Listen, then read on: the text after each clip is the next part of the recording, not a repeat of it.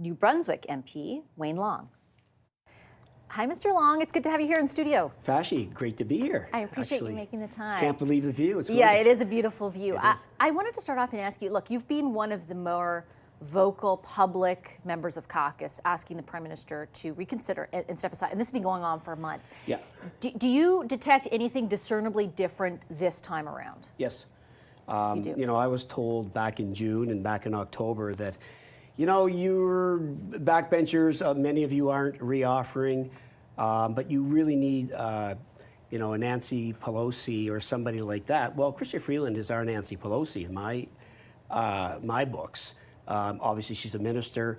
She was at the Prime Minister's side, you know, for really over 10 years, a very Trudeau loyalist. And for her to come out with a letter like that, as blunt as it was, as direct as it was, and in particular the timing, really, I think, was delivered that way to inflict maximum damage. It's a vote of non-confidence in the Prime Minister. It's a vote of non-confidence in our government. And from our standpoint, you know, we kind of learn as we go along. And I think the best intentions back when I did what I did in June, and obviously we did what we did in October. But there's kind of a new spirited movement amongst MPs. Clearly, we had 23, I'd say 23 to 30 before. I would say that's upwards of 45, 50 now. And I know people would say, well, how do you know it's 45 to 50? Well, just the conversations we're having, the new people that have come out. I mean, clearly, you can see in the media cycle, there's other MPs now speaking out. There is momentum, and you know nobody's jumping for joy here. But we know what we need to do. The Prime Minister needs to step down. He needs to step down immediately for us to have any chance in the next election. You mentioned other MPs, and I certainly don't expect you to name names, but I think that we've heard from people in and around the Prime Minister that Cabinet's going to make a difference, right? And certainly that was, you know, why so much weight was given to Minister Freeland's or former Minister Freeland's comments. Right. Is your sense that there are members of Cabinet who also want to see the Prime Minister gone? Yes. There is. I believe there are several. I've had some conversations. Obviously, I'm not going to divulge who I've talked with, but there is no question that there is concern in Cabinet. You know, I was amazed yesterday to see ministers come out and say everything's good and we stand behind the Prime Minister, when I think a lot of them absolutely know that to be very different. And you know what, to you, to all Canadians, to our Cabinet, I'm calling on all of you to step up, do the right thing, do what needs to be done. We need more ministers to speak up. We know what's happening to our party. I mean, we've been mired in the polls, basically third or fourth now for a year to a year and a half.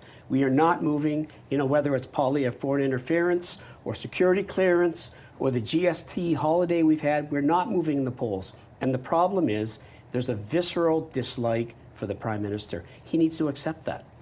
Do you think he will? I think, to be blunt, he's delusional right now. I think that he's living in a false reality, and I think it's incumbent on those around him.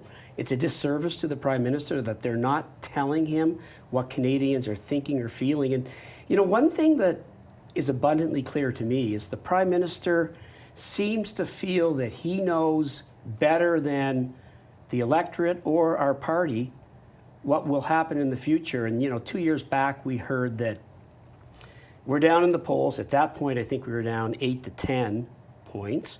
But it will be okay. We will get through this. Then fast forward to London, we're 15 points down, and we've got a plan. Well, we never really did get a plan. Fast forward to now, we're 20 to 22 points down. And now it's, well, let's just wait till we get to the election. Canadians will wake up and Canadians will come to their senses. Is there any chance that might happen? I mean, they're banking on the campaign, right? Right. They're banking on his ability as a proven campaigner. Right. Is there a chance that they're right? No. In my opinion, there's no chance they're right. The dislike of the Prime Minister, sadly, but people are tired of the Prime Minister. They don't like the Prime Minister. They want to change. And I mean, certainly in my riding of St. John Rosse, I mean, you know, you could argue has been traditionally conservative before I came along.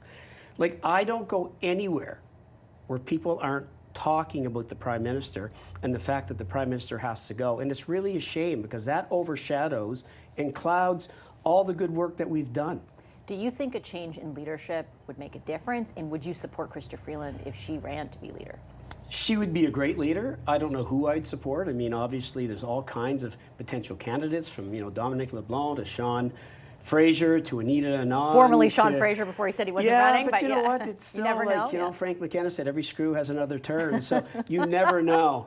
Melanie Joly, Mark Carney. I mean, that's what leadership races are for. Democracy can be messy, but you know what? Leadership races open it up. New views, new opinions. Maybe somebody on the sidelines who none of us are really thinking about would be a wonderful leader for the party. The Liberal brand, the Liberal Party is an institution in this country. We can bounce back quickly. People do not like Pierre Poilievre. We have an opportunity to compete in the next election. But right now, we don't have that opportunity. The Prime Minister needs to realize that. And, it's not about him on this one. It's about what's best for the party and best for the country.